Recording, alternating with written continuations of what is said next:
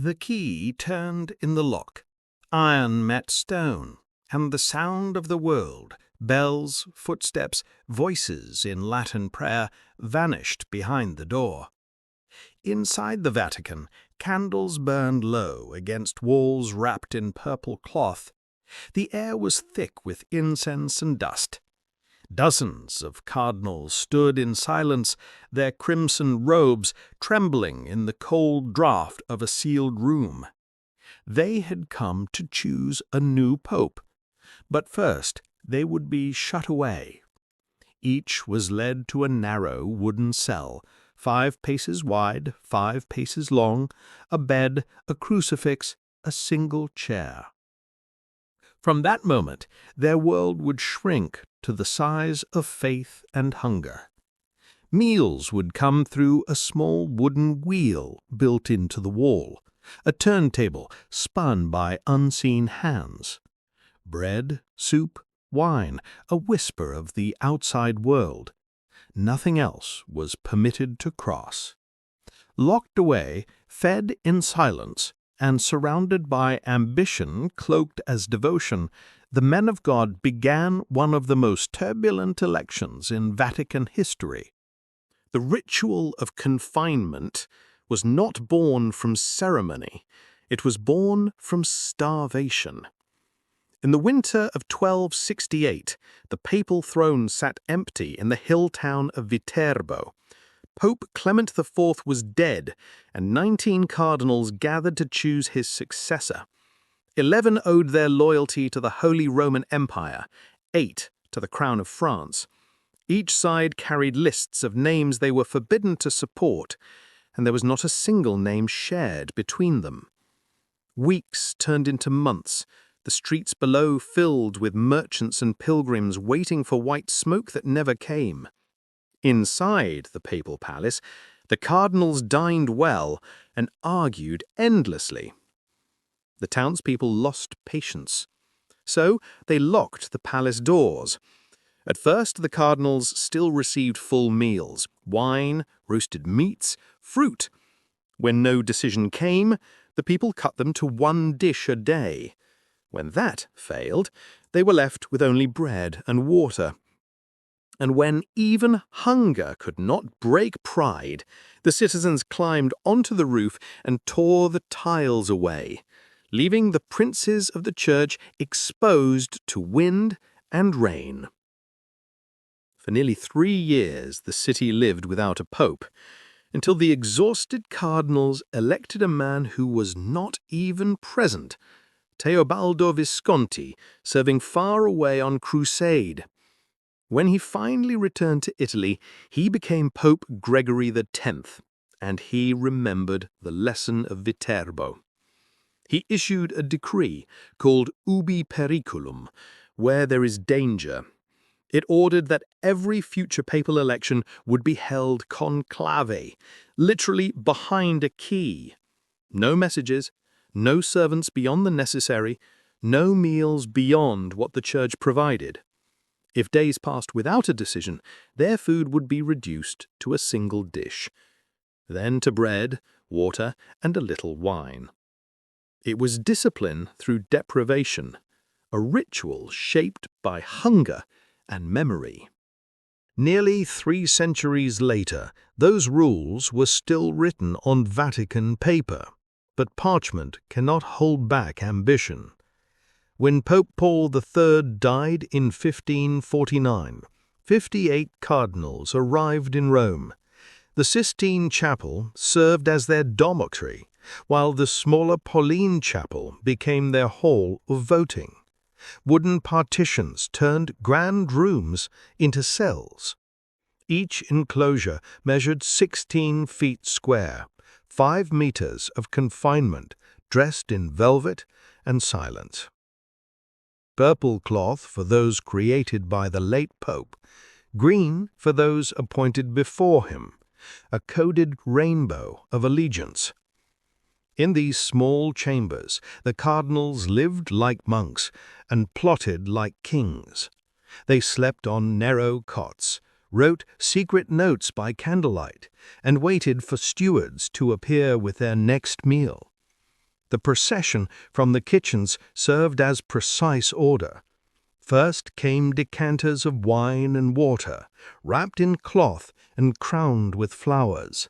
Then footmen carried great hampers of hot dishes, meats, soups, breads.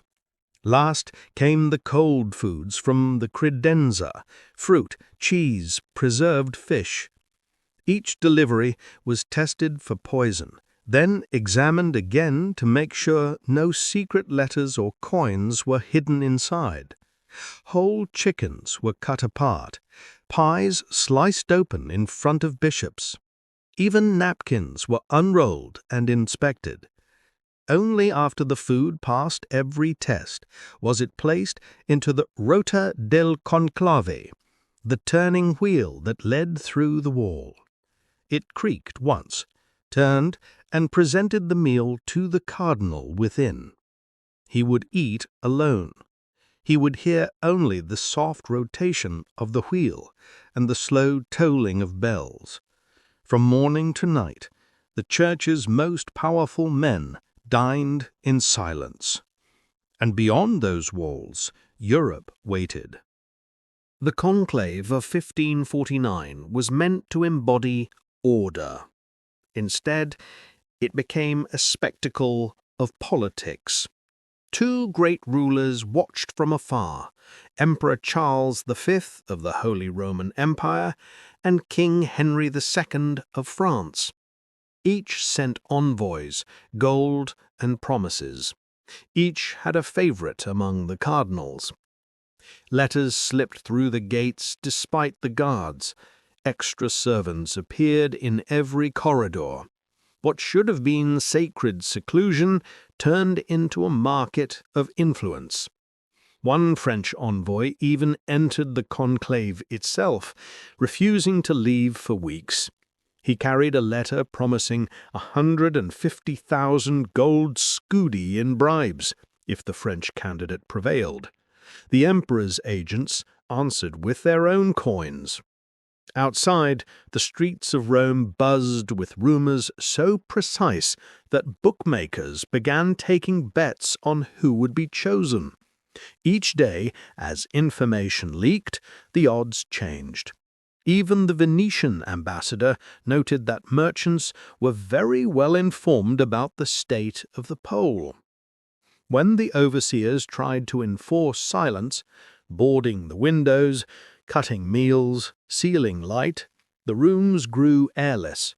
Several cardinals fell ill, and then, on January 31, 1550, Cardinal Niccolo Ridolfi, a leading favorite, died suddenly. His body was examined. The physician declared he had been poisoned. Panic spread like incense smoke. Guards locked doors, servants were expelled, and for the first time in months, the conclave fell truly silent. Within that silence, deals were whispered through the wheel, and faith bowed once more to survival. 6 days later, on February 6, 1550, the bells rang again. The doors opened. The cardinals emerged pale, blinking against daylight. They had chosen Giovanni del Monte, who took the name Pope Julius III. Both factions claimed victory. Both soon agreed on disappointment. Letters sent to the emperor called him incompetent, unworthy, and pernicious. Yet the conclave's endurance became legend. For 73 days, 58 men had lived behind locked doors, eating under watch, praying under suspicion, and bargaining with the very souls they swore to guide. The event exposed the paradox at the heart of the Vatican, that holiness and hunger often share the same table. What had begun in the 1200s as a lesson in humility, bread and water beneath an open sky, had become, by the 1500s, a theater of power behind marble walls. Still, the old rules remained inked in canon law. The key, the silence, the turning wheel, all stayed. Centuries have passed, but the conclave still begins the same way. The chant, the oath, the closing of doors. In 2013, when cardinals met to elect Pope Francis, they slept inside the Vatican once more, their meals prepared by nuns, their letters withheld, their voices reduced to whispers under vaulted ceilings. Today, cameras wait outside, but inside, the rhythm is unchanged. Bowls of soup replace the roasted meats of Scoppy's kitchen, but the ritual of restraint endures. Few remember that the silence guarding those meals was forged from starvation in Viterbo and tested by corruption 300 years later. Each conclave is a reminder carved in discipline that the Church learned its patience through hunger and its secrecy through sin. Locked away, fed in silence, and forever tempted by power, the men who choose the next pope still follow a rule born from bread and deprivation.